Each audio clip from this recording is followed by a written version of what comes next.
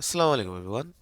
আজকে আপনাদের সাথে আছি আমি মাইদুল হাসান এবং আজকে আমরা কথা বলবো বাংলা নিয়ে। আপনারা ইতিমধ্যে হয়তো জানেন আমি এলিভের বাংলা টিচার এবং আজকে আমরা দেখব এডএক্সেলের 4BA01 যে একটা মাত্র পেপার, সেই পেপারটার লাস্ট সেকশন, সেকশন সি নিয়ে। সেকশন সি কে আমরা সাধারণত বলে থাকি ট্রান্সলেশনের সেকশন এবং এটা পুরো পেপারের সবচেয়ে ছোট সেকশন। এখানে আমাদেরকে একটা প্যারাগ্রাফ দেওয়া থাকে ইংলিশে, 5 থেকে 6 লাইন অথবা 6 থেকে 7 লাইন, যেটাকে হচ্ছে আমাদের বাংলায় ট্রান্সলেট করা লাগে, মানে আমাদেরকে ইংলিশ টু বাংলা করা লাগে। এখন এই সেকশনটা অনেকে মাথা ঘামায় না, ভাবে ছোট সেকশন, কম মার্ক, যেভাবে সেভাবে লিখে আসি, কোনো প্যারা নেই। বাট অ্যাকচুয়ালি সবচেয়ে ইজিয়েস্ট সেকশনই এটা মার্ক ওঠানোর জন্য। এখানে কি বেসিক্যালি ট্রান্সলেট করা লাগে, মানে এটা সবচেয়ে সিম্পল ইনস্ট্রাকশন একটা জিনিসের জন্য। কিন্তু এই জিনিসটা করতে আমাদেরকে কয়েকটা রুলস মানতে হবে। রুলসগুলো যদি একটু দেখি, বা রুলস না আসলে ওটা টিপস মানলেই হয়। এখন ফার্স্টে জিনিস হলো, ট্রান্সলেশনের টাইমে আমরা যদি এক্সাক্ট ওয়ার্ড না জানি, আমরা সেটাকে খালি রাখবো না। ফর এক্সাম্পল, আমি এখানে নোটসের মধ্যে যে ওয়ার্ডটা দিলাম সেটা হচ্ছে ইনোভেটিভ। এখন আমি যদি ইংলিশে একটা ওয়ার্ডের ট্রান্সলেশন বাংলায় না জানি, আমি সেটাকে ডেসক্রাইব করে লিখবো। ইনোভেটিভের এক্সাক্ট ট্রান্সলেশন হলো উদ্ভাবনী। এখন ধরেন ইনোভেটিং, মানে ইনোভেট মানে আমরা কি বুঝি? নতুন কিছু বানানো, নতুন কিছু আবিষ্কার করা, নতুন কিছু চিন্তা করা। তখন আমি এই ইনোভেটিভটাকে আমরা একটা ডেসক্রিপটিভ ফ্রেজে লিখতে পারি, একটা ওয়ার্ডকে আমরা একটা ডেসক্রিপটিভ ফ্রেজেই লিখতে পারি পুরোটা, কোনো সমস্যা হবে না। ইনোভেটিভকে আমি লিখতে পারি নিউ অ্যান্ড গুড আইডিয়াস। পাওয়ার কাট, পাওয়ার কাট মানে কি? লোডশেডিং। এখন অনেকে পাওয়ার কাটের এক্সাক্ট বাংলাটা হয়তো না জানে, না জানতেই পারে। সেক্ষেত্রে এটা ব্ল্যাঙ্ক রেখে আসার কোনো মানে নেই। তখন আমি কি করব? তখন লিখতে পারবো বিদ্যুৎ চলে যাওয়া, বিদ্যুৎ বিভ্রাট, তারপর বিদ্যুৎ বিচ্ছিন্ন। একদম মাথায় না আসলে অ্যাটলিস্ট লিখে রাখবো কারেন্ট চলে যাওয়া, যেটা আমরা সাধারণত সচরাচর দৈনন্দিন জীবনে বলে আসি সবাই বাসায়। এরপর জিনিসটা হচ্ছে ডু নট ট্রান্সলেট। 5 নাম্বার, যেটা আমি এখানে সিরিয়াল ওয়াইজ করে নেই, এটা জাস্ট 5 নাম্বারটা অনেক important. Do not translate word to word, please. এটা most of the time unnaturally sound করে। ফর এক্সাম্পল, আমি যদি এই সেন্টেন্সটা দেখি, there are lot of power cuts in Bangladesh. Power কাটটাই দেখি, পাওয়ার কি লিখবো? পাওয়ার কি লিখবো? শক্তি কাট লিখবো? বিচ্ছিন্ন, শক্তি বিচ্ছিন্ন? না, পাওয়ার কাটের ডিরেক্ট ট্রান্সলেশন হচ্ছে লোডশেডিং লিখতে পারি, বিদ্যুৎ বিচ্ছিন্ন লিখতে পারি, বিদ্যুৎ অসংযোগ লিখতে পারি, বিদ্যুৎ চলে যাওয়া লিখতে পারি, কারেন্ট চলে যাওয়া লিখতে পারি। এখন পুরো সেন্টেন্সটা যদি আমি ওয়ার্ড টু ওয়ার্ড ট্রান্সলেট করতে চাই, এটা হবে না। এর চেয়ে আমি কি লিখতে পারি? বাংলাদেশে প্রচুর পরিমাণ বিদ্যুৎ চলে যায়, বাংলাদেশে প্রচুর পরিমাণ লোডশেডিং হয়। এখন ওয়ার্ড টু ওয়ার্ড করতে গেলে এটা কি হবে? অনেক বেশি শক্তি বিচ্ছিন্ন বাংলাদেশে, হচ্ছে না। এর চেয়ে সুন্দর করে লিখতে পারি কি, বাংলাদেশে অনেক পরিমাণ বিদ্যুৎ চলে যায়। এরপরের লাইনটা দেখি, this power Katz severely affect the lives of people who live in the city. শহুরে মানুষের জীবনে বিরাট পরিমাণ বিভ্রান্তি সৃষ্টি করে লোডশেডিং। শেষ। এই গেল 2টা রুলস মনে রাখার। এরপরের জিনিসটা হলো মার্কিং স্কিমে কিভাবে মার্ক করা হয়।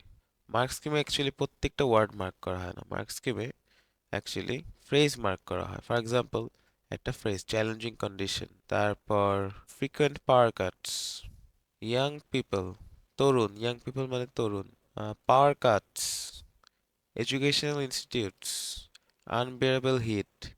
এইসব যে ফ্রেজগুলো, এগুলোর উপর মার্ক হয়। তো আমাদের করতে হবে কি, আমাদেরকে এই কয়েকটা ফ্রেজ, এগুলো হচ্ছে ঠিকমতো ট্রান্সলেট করা লাগবে। যেমন চ্যালেঞ্জিং কন্ডিশন, এখন আমি ধরো চ্যালেঞ্জিং কন্ডিশনের এক্সাক্ট বাংলা আমি জানি না, তখন আমি কি লিখতে পারি? কন্ডিশন মানে কি? পরিস্থিতি। চ্যালেঞ্জিং মানে ঝামেলা। তখন লিখতে পারি যে বিপজ্জনক বা বাজে পরিস্থিতি, লিখলেই হলো। ঝামেলার পরিস্থিতি, এভাবে লিখলেই আমাদের হয়ে যায়। আনবেয়ারেবল হিট, অনেক গরম। শেষ।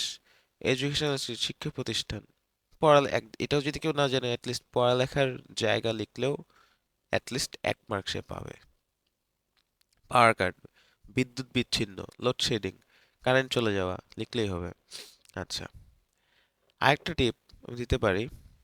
যেমন আমরা ইংলিশে যেভাবে সেন্টেন্সগুলো স্ট্রাকচার বানাই সেটা হচ্ছে কি sentence, subject, verb, object. For example, I eat rice, subject, verb, object, right. কিন্তু বাংলায় আমরা কি করি? সাবজেক্ট, অবজেক্ট, ভার্ব, এই ফর্মুলাটা মনে রেখেও কিন্তু আমরা অনেক কিছু ট্রান্সলেট করতে পারবো। আমি ভাত খাই, আমি কি? সাবজেক্ট, ভাত, অবজেক্ট, খাই, ভার্ব। এবার কয়েকটা ছোট অ্যাডভাইস ট্রেন্ডের উপর আর কি। মানে এটা আমার নিজের অবজারভেশন যে লাস্ট কয়েক বছর বেশ পরিমাণ লেখালেখি হয়েছে এই টপিকটার উপর। ডেভেলপমেন্ট, সোসাইটি, টেকনোলজি, অ্যাওয়ারনেস, ঐতিহ্য, এনভায়রনমেন্ট, মানে আর কি এই যে এই টপিকগুলোর উপর বেশ পরিমাণ লেখা এসেছে, অনেক সেন্টেন্স এসেছে, এই রিলেটেড অনেক ওয়ার্ড আসছে, ডিরেক্ট এই ওয়ার্ডগুলো এসেছে, এগুলাই আর কি। টেক্সটগুলা মোস্টলি ফ্যাকচুয়াল আর সোশ্যালজিক্যাল হয়, বাংলাদেশের ডেভেলপমেন্ট নিয়ে আর কি। ধরো culture development, environmental development, heritage, technological development, বাংলাদেশের অ্যাওয়ারনেস নিয়ে কাজ করা, এগুলা এই রিলেটেড অনেক ব্যাপার স্যাপার আসে। সো এই রিলেটেড ব্যাপার স্যাপার যেহেতু আসে, সেহেতু আমরা এই রিলেটেড একটা ওয়ার্ডও আমরা একটু শিখে রাখবো। ডেভেলপমেন্ট মানে উন্নয়ন, অপরচুনিটি মানে সুযোগ। আচ্ছা, I apologise for the Bangla font, আমার ফন্টগুলো একটু প্রবলেম করছে আজকে ওয়ান নোটে, তাই একটু উল্টাপাল্টা আসছে, বাট যেটা বলতে চাচ্ছি যে এই টপিক রিলেটেড কিছু ওয়ার্ডস, কিছু লেখাপড়া আমাদের পড়ে রাখতে হবে। কিছু ওয়ার্ডস এরকম রিলেটেড বা ডিরেক্ট এই টপিকের ওয়ার্ডগুলো একটু মনে রাখলে আর কি হয়ে যায়। এবার আসি সেকশন সি তে, আমরা কতক্ষণ সময় ব্যয় করব। আমরা সেকশন সি তে 25 to 30 মিনিটস অ্যালোকেট করব। 25 মিনিটস করলে বেস্ট, বাট 30 মিনিটস হচ্ছে একটু স্ট্রেচ করে আর কি। সো আমি যদি আবার শুরু থেকে বলি, আমরা ট্রান্সলেট করব not word to word but by meaning.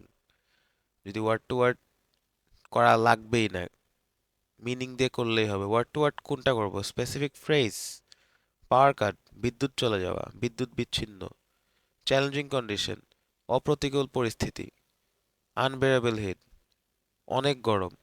কিন্তু নর্মালি পুরো সেন্টেন্সগুলো আমরা ওয়ার্ড টু ওয়ার্ড না করে মিনিংটা পুরোপুরি ট্রান্সলেট করব। এরপর আসে হচ্ছে আমরা যদি এক্স্যাক্ট ওয়ার্ড না জানি, একটা মিনিং না জানি এক্স্যাক্ট ওয়ার্ডের, তখন আমরা এটাকে একটা ফ্রেজে ডেসক্রাইব করব। ফর এক্সাম্পল, সিভিয়ারলি, সিভিয়ারলি বাংলায় লিখতে পারতেছি না, তখন কি লিখবো? অনেক বেশি বাজে ভাবে, অনেক ঝামেলা ভাবে। তখন আমরা অনেকগুলো ওয়ার্ড ইউজ করেও একটা ওয়ার্ডকে ডেসক্রাইব করতে পারবো বা ট্রান্সলেট করতে পারবো। ইট won't be a big issue. এরপর হচ্ছে আমরা যদি বাংলা একদম ট্রান্সলেট একদম পারছি না, কোনো লাস্ট উপায় নেই, তখন হচ্ছে সাবজেক্ট অবজেক্ট ভার্ব করে করবো আর কি। যে আমি ভাত খাই, ইংলিশ যেটা ওইটাকে একটু ঘুরাই দিলেই হয়ে যায় আর কি বাংলায়, এটাই। আর কিছু এই টপিকের উপর ভোকাবুলারি যেগুলো বেশ অনেক ভালো একটা ট্রেন্ড ফলো করছে লাস্ট ফিউ ইয়ার্সে, ওই ট্রেন্ডগুলো একটু বেশি পড়বো ওয়ার্ডগুলা, এতে আমার হয়ে যাবে। অ্যান্ড লাস্টলি আমি এই সেকশনের জন্য 25 মিনিটস অ্যালোকেট করব। এই জিনিসগুলো ফলো করলে এই সেকশনের 20-এ 20 পাওয়া কোনো ব্যাপারই না, লোয়েস্ট গেলে 18। So that's it for today, and I thank every one of you for watching this video. অ্যান্ড আপনারা যারা ভিডিওটা দেখছেন, আপনারা এই যে ট্রান্সলেশনটা যেটা স্ক্রিনে দেওয়া, এটা একটু নিজের অ্যাটেম্প্ট করে কমেন্টে বা আমাদের ইনবক্সে দিয়ে দিবেন, তাহলে আমি খুব খুশি হব অ্যাকচুয়ালি যে someone is actually watching and appreciating the work. আপনারা যারা আইজিসিসি ক্যান্ডিডেট আছেন মে বা অক্টোবরে, তারা এটা করতে পারেন। And thank you so much.